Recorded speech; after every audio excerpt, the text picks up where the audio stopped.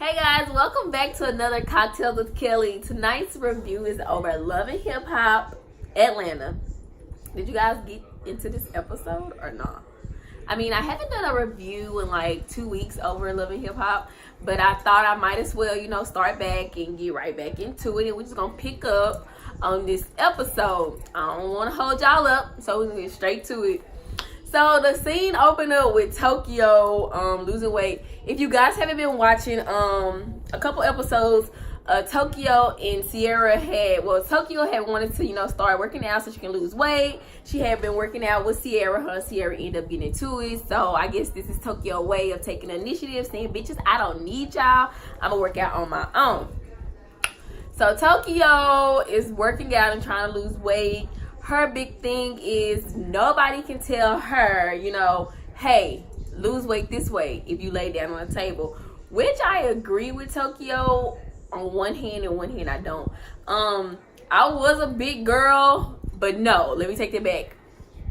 After having a child, I got big and I had to work out. I didn't have the advantage of having surgery or having surgery and having that shit sucked off me. I had to do this shit the hard way. I had to work out. I stopped eating meat. I started working out 3 times a day. I would go running on the days that I did not work out, and I was consistent with it. And I lost 2 whole people. I was skinny as fuck. I was walking around here with skinny ass neck and a big ass head, and I just did not like that look anymore. So I put on a few pounds. It's all Chick-fil-A. Woo! No, but anyway, so I can relate to Tokyo on how she feels about her weight loss journey. Hey, bitch, you really can't tell me, Sierra, what to do when you had a whole real removed. Yeah, you had a diabetes scare, but you also went and had some fucking procedure done to your body. So I most definitely can relate and agree. But on the other hand, because I'm a pusher, and if somebody tell me something and they have a goal, I'm gonna push you to that goal. So I feel that Sierra was being the friend that she is. Hey, you told me that you want to lose weight, I'm gonna hold you accountable and make you take this shit serious. Her delivery was probably a little wrong, about throwing the girl food away, but hey, it was what it was. And I'm going on another episode, but it all ties into it anyway, because we're gonna get to that later. The next scene was, what was the next scene? This was a good episode. The next scene was, I don't give a fuck what the next scene was. I'm just gonna start talking how I want to talk about Love and Hip Hop Atlanta. Okay? Because I can't remember. I can't go in chronological order. Okay? I can't do that today. So, I'm gonna go off the top of my head and what caught my eye and my attention. So then we have, oh baby, I've been messing up, because I always be forgetting to talk about Kirk, Kenny, and Rashida, and Jasmine. I always forget to talk about them, and let me just get to the point. Kirk. Whew. I would hate to be you. And y'all, I'm a side chick, baby. So I understand. Well, I don't understand because I was a child in the situation. But little Kenneth's place, I totally can relate to him and how he feel in this situation. But Jasmine, I feel wait, let me go back to Kirk. Kirk, I feel, you in a fucked up situation right now, buddy.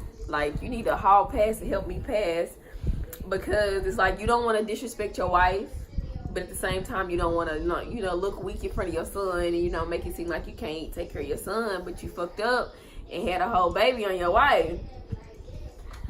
So now you got to go meet with these people because you feel like your son not being raised properly. For Kirk to feel like he was going to have a meeting with just the mother and grandmother, he had to know that it wasn't going to go down like that. He had to know Jasmine was going to pop up.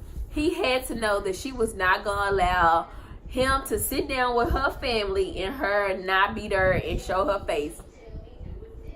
I feel like, Kirk, you handled the situation very well, but I don't like how you was kicking and side-eyeing, making them side smiles with them bitches. No, you don't do that. No, Kirk, I don't like that. That's what got you in the situation you in now.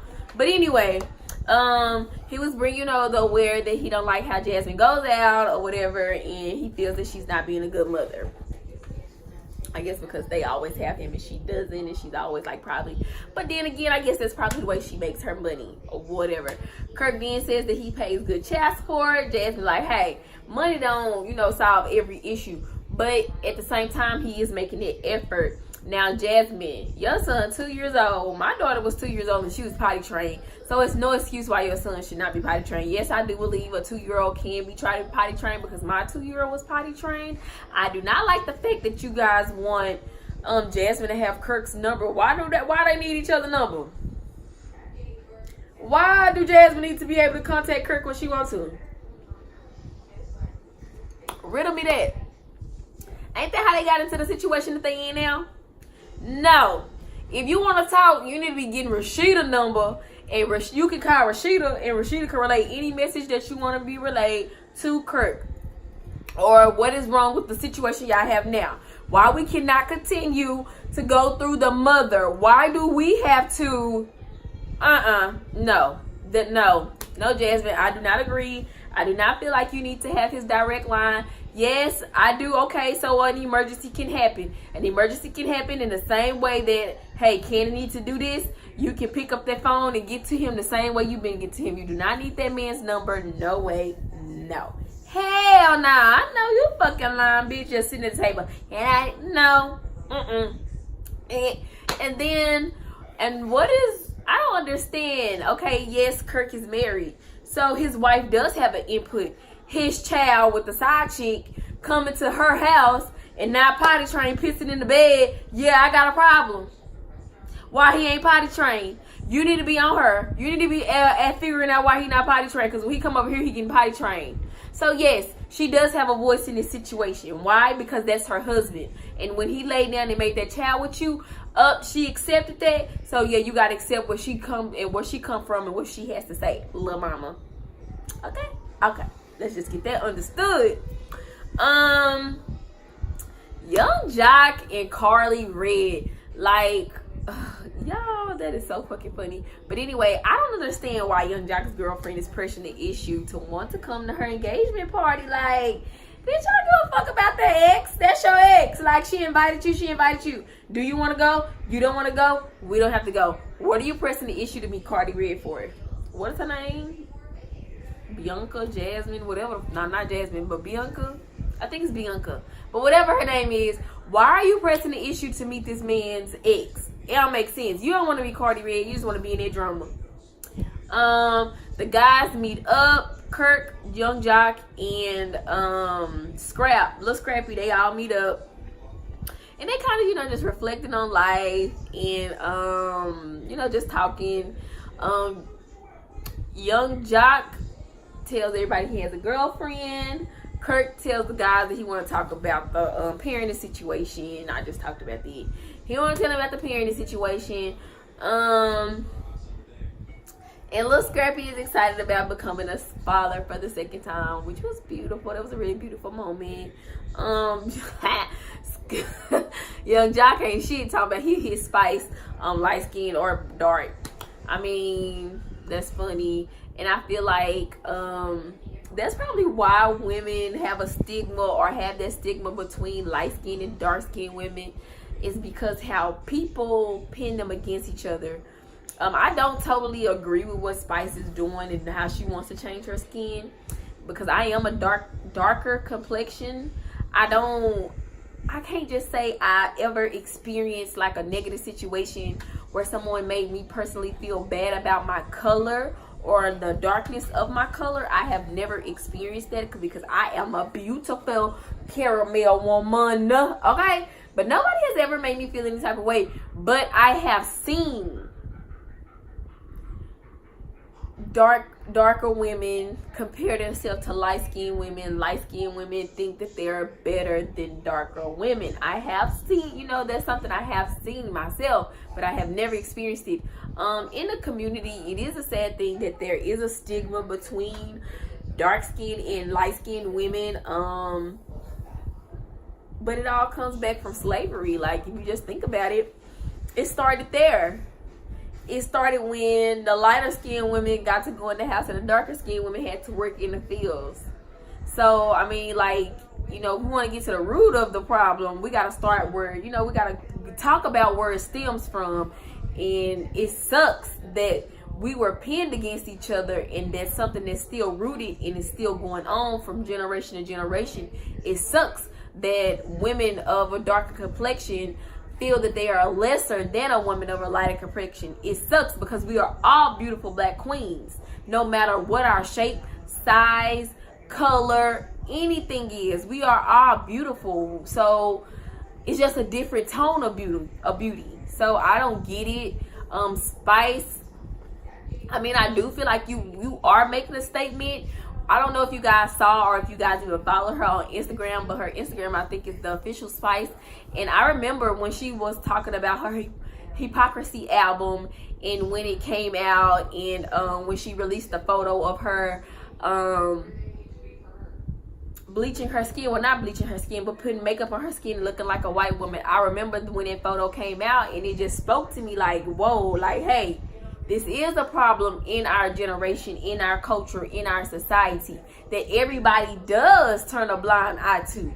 Like, a light-skinned woman, you know, it's sad to say, but a lighter-skinned woman would get chosen or would be told, you know, hey, you're beautiful for, you know, for a light-skinned woman. Now, I have heard, oh, you cute for a dark-skinned girl. Now, what the fuck that's supposed to mean? Bitch, I'm beautiful. Me is beautiful. So, I don't even know what that's supposed to mean. So, you know, situations like that, yes, I have encountered and heard. But it's just sad and it sucks that, you know, that's something that we go through. And, like, that I feel bad for Spice that she, you know, that this is her complexion and that she's dealing with this. And, you know, that she's been made to feel like, you know, hey, I got to change my skin tone, or I got to change who I am to feel accepted, because you should never, ever, ever feel that way. Like, you beautiful no matter who you are, what you are. You beautiful. And, like, I feel like the blacker the berry, sweeter the juice.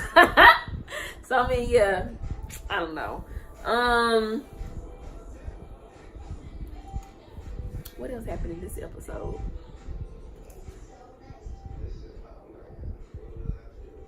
Oh, yeah.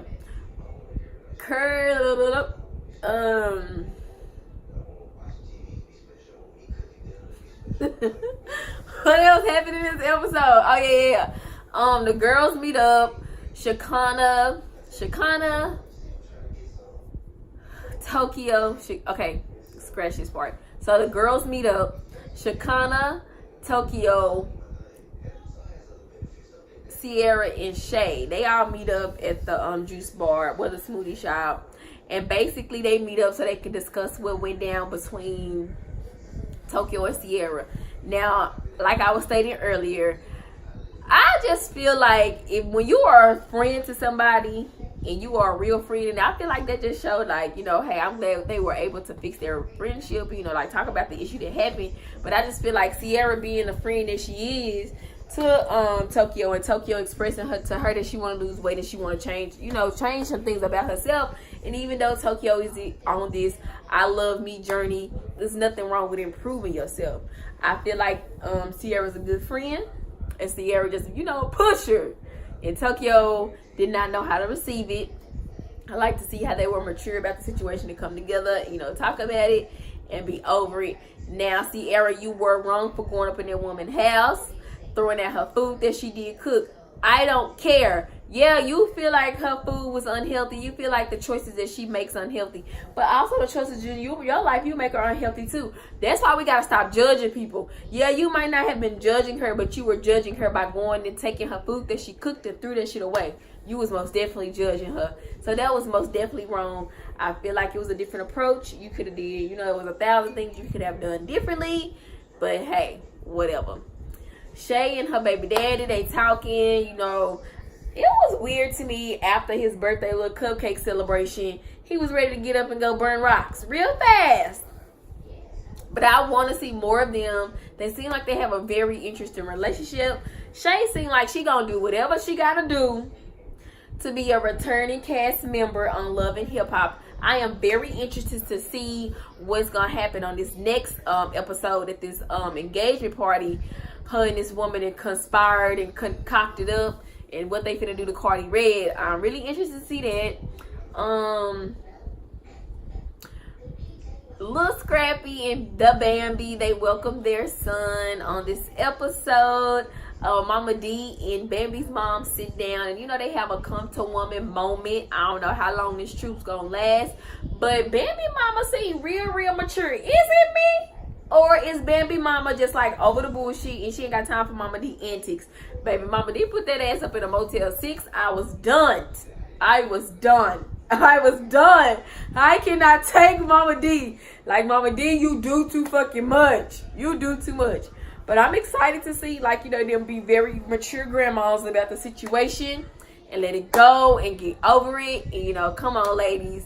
Let's love, live, and light, and welcome this little grandson that y'all just, you know, welcome him into this world. Breland, I guess, I don't know what Bambi's real name is, but I ain't fond of the name Breland. Am I saying it right? I don't even know if I'm saying his name right. But it was beautiful to see them welcome their son.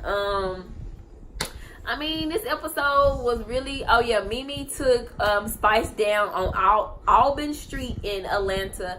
That's a really historical street where a lot of black civil rights leaders were, you know, fighting for different movements for the black civil rights movement. I feel like that was a very educational moment. We got to, you know, if you don't know who Madam CJ Walker is, she was a black hairstylist and one of the first to do a lot of things. She did not invent the hot comb, but what she did was she upgraded it, so you say. She upgraded the hot comb so when you can press out a black woman's hair, it'll be, you know, be straighter. I guess the French were the first one to create it, and it was created like with wide, the teeth in the hot comb were very wide. And if you guys know what a hot comb looked like, let me get one because I got one. Hold on.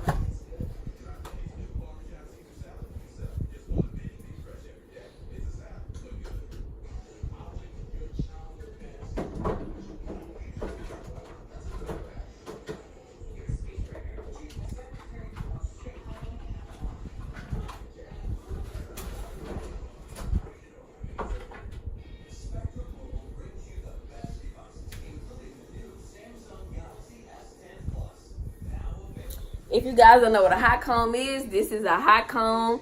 She played a very intricate part in, you know, reinventing that and making it to where we can press our hair and get it straight as we can straight. She the reason why a lot of us little black girls don't like to get their hair combed with no fucking hot comb. Every time you see it coming, you're dodging because your granny used to burn the back of your neck or your ears with it. But anyway, I feel like that was a very teachable moment. Spice just was so stuck and hell bent on wanting to change her color. She was so hell bent on saying that by us using this hot comb, we are black hypocrisy. We are I guess basically contradicting ourselves. But now everybody don't want to be walking around here looking like Kunta by the head. Some of us want to have it natural, straight, you know, want to have our natural hair but still have it straightened out at the same time. Oh, Spice, I think that's more of a your thing. And yeah, that's not a really big thing. I can't say it's not a big thing that's going on, because back in the day, I don't know if y'all remember, Tyra Banks had a talk show, and on her talk show, you know, they had an episode about like why not to bleach your skin or whatever. But like, I can't say it because it is a problem. That was basically it on this episode. It was, you know, real repetitive from the last episode. Everybody's still on the same bull. I'm ready to see more of Stevie J and Faith Evans. I guess Estelita and them not on her this season. But yeah, I'm ready to see this engagement party. I'm ready to see what this little character, I can't think of her name, but the one who going after Carly Red, I really want to see more about that storyline and want to see where that's going. Guys, I have reached 200 subscribers. Fuck with your girl. Oh yes, thank you so much for the support. Continue to like, share, and subscribe to my videos and my channel. I'll be back with more videos. Yeah, just keep watching. Upgrades and better things are coming soon. Thank you guys so much. Bye.